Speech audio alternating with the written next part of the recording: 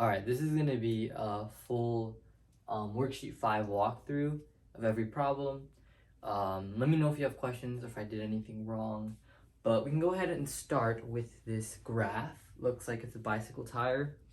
And we want to describe the rotational motion for the tire during each time interval. So if we think about like time intervals here, right, we have like A, this point A, B, C, we'll call this kind of D, and then we have E right here.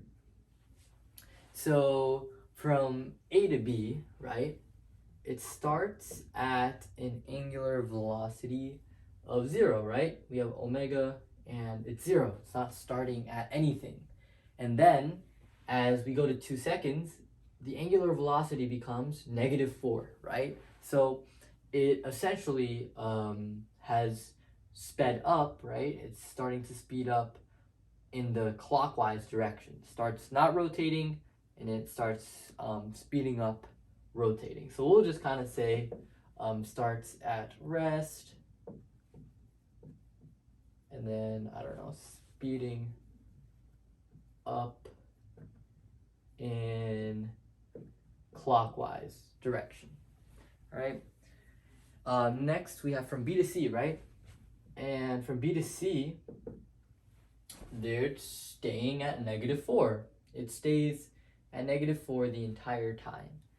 That means it has not changed its angular velocity at all. We can just say stays at same, I'll just write omega, right? Angular velocity.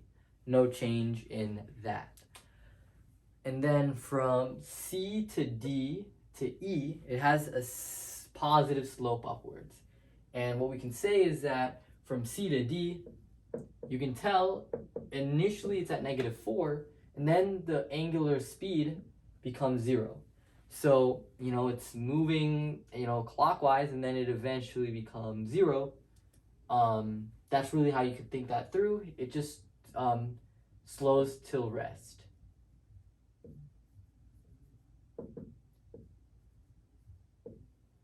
And then from D to E, to finish things off, it's at rest, and then it starts speeding up in the counterclockwise direction. So from C to E, it essentially slows down, and then starts moving in the other direction, right? Sort of like how when you throw something, it speeding up or slowing down, stops, and then changes direction. The same idea. We'll say it's speeds into, speeds up into the counterclockwise direction. So yeah, the kind of main ideas here is that idea from unit 1 that like, hey, for velocity, right, getting farther away from the t-axis, like when the omega is 0, right, you're speeding up, and then as you start approaching it, you slow down. So hopefully that idea makes sense to you from unit 1. What you're going to find is that this graphing stuff is really the same skills from unit 1, right? Nothing has really changed except the kind of motion.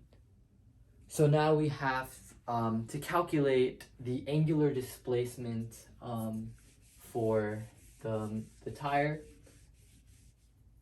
And if you remember from unit 1, this is just the idea of finding the area under the curve. So we're really just finding the area under the curve because if right, your change in theta is equal to, well, your average omega times time, right? Just like how distance is equal to speed times time, your angular displacement is equal to angular velocity times time. Obviously, we don't have like a rectangle, so we can't just do base times height to get this equation, but that same concept still applies about area under the curve. So what you really got to do is you got to do the area of the triangle plus the area of the trapezoid. So for the triangle, it's really just this triangle right here, and then plus this big trapezoid right there. If you remember your equations, it's 1/2 base times height plus 1/2 b1 plus b2 times height. So this is the same as 1/2 base is, for the triangle, this little base here is 0.5 seconds. The height is 2 radians per second. And then the base 1 is going to be 4.5 seconds plus the second base right here, which is 2.5 seconds. And then we're multiplying by a height of -4.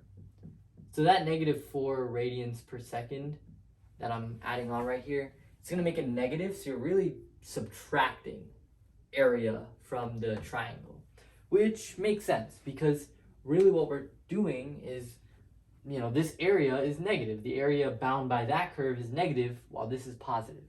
When you do the math, you should get, I'll say equal signs, you should get -13.5 radians. Once again, this number should not be surprising because we're rotating a lot in the negative direction, right? We start at rest, rotating, speeding up clockwise, keeping that speed, slowing down, but still rotating clockwise. Only at the end we start rotating counterclockwise, which is the positive direction. So if we're spending most of the time in the negative direction, we better have a displacement that is negative. So hopefully that makes sense. Once again, this is all just from Unit 1. So if Unit 1 was particularly challenging for you, this is a great time to just review and just try to make the graphs make sense. For number 3, why can't we just do the equation that angular displacement is equal to 1/2, this is the question by the way, 1/2 omega initial plus omega times time. And the reason we can't do this right here is that this is a kinematics equation, right? This is constant acceleration.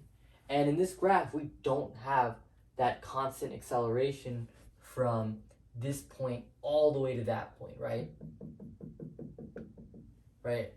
We don't have that constant slope, which is the angular acceleration. And because of that, we can't just simply put in, okay, initially omega 0.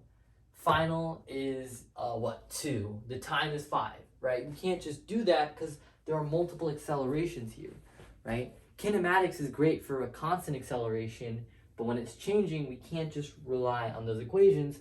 We have to take it to finding the area under the curve. And if it's really complicated, that's, where you have to do integration, all that fun stuff. So, during which time intervals is there an angular acceleration, and which way is that angular acceleration pointing? Is it same or opposite to the motion? So, from A to B, right, there's a slope, and slope represents angular acceleration. The same way velocity versus time, the slope is linear acceleration. This is a negative slope, and it's going in, and the velocity is negative. So both things point clockwise, it's going to start speeding up, right? If you remember from Unit 3, 2, I forgot to be honest, when the acceleration's in the same direction as velocity, the object speeds up. Same thing with rotation, right? They point in the same direction. That's why we said it was speeding up. From C to D, you have a positive acceleration, but the angular velocity is negative. So that's why it slows down, right? Once it crosses into the positive direction with the positive slope, it starts speeding up again. So that's really what you can say for that answer, right? A to B has negative, C to E has positive, and then you can talk about the direction of motion there.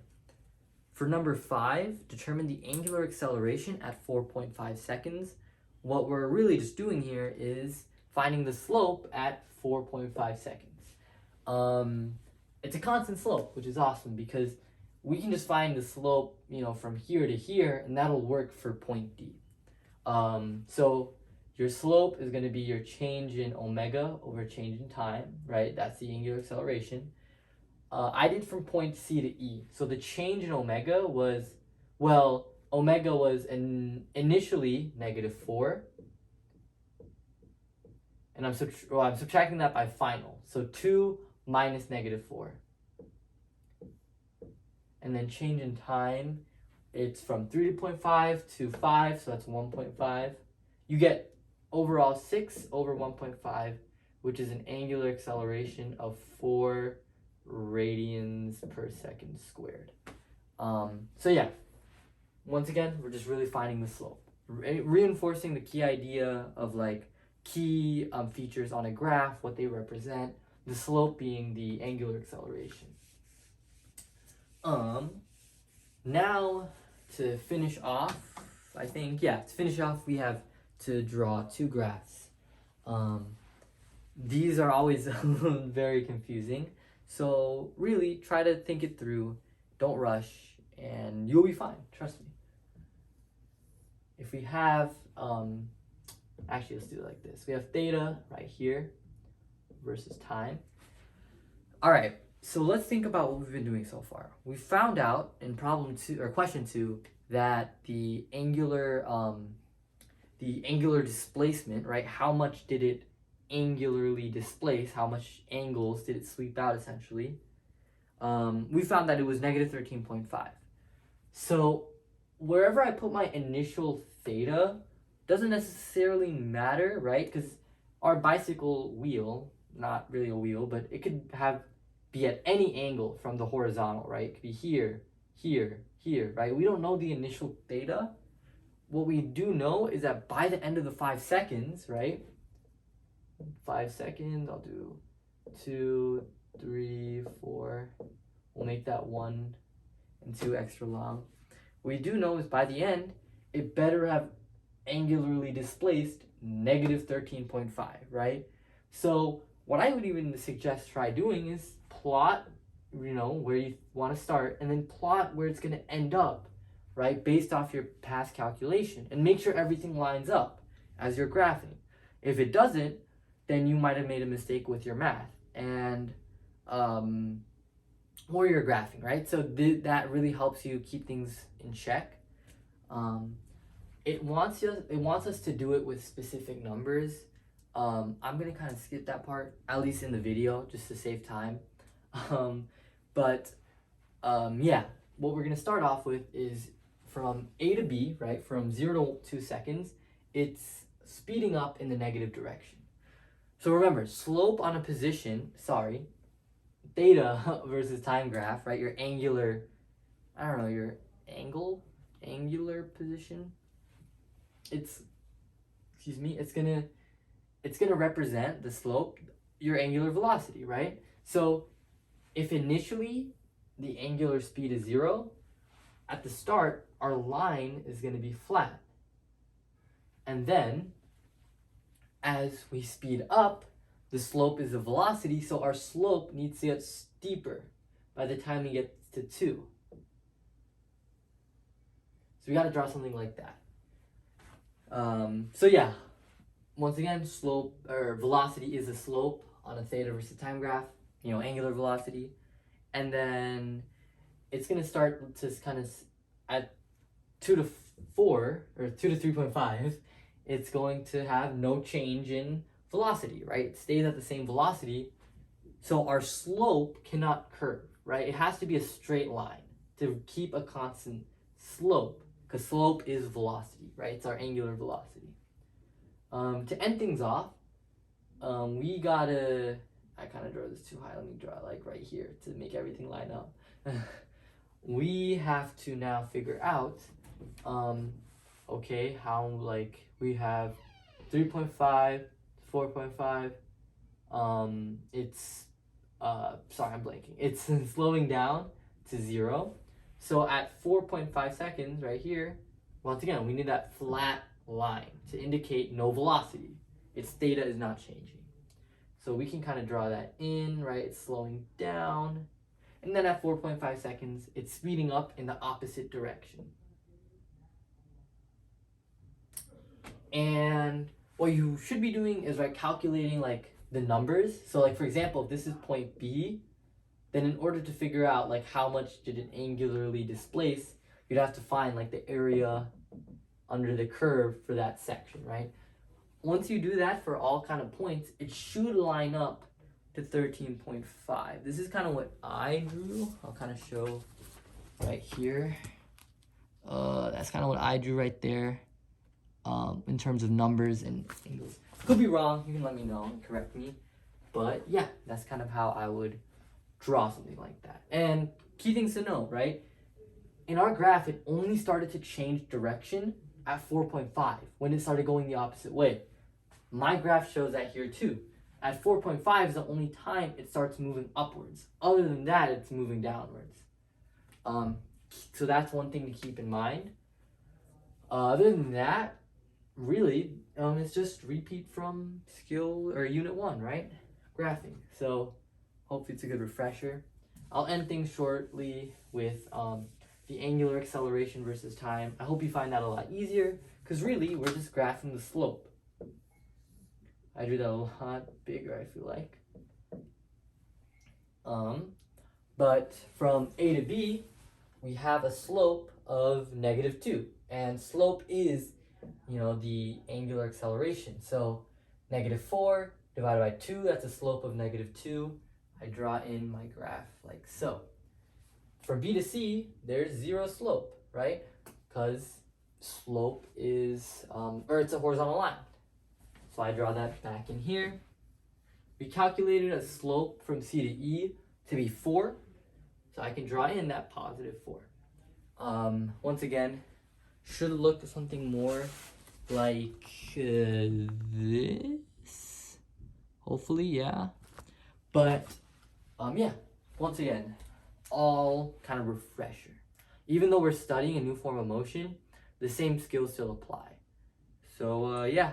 Thanks for watching. Let me know if you have questions or if I did anything wrong.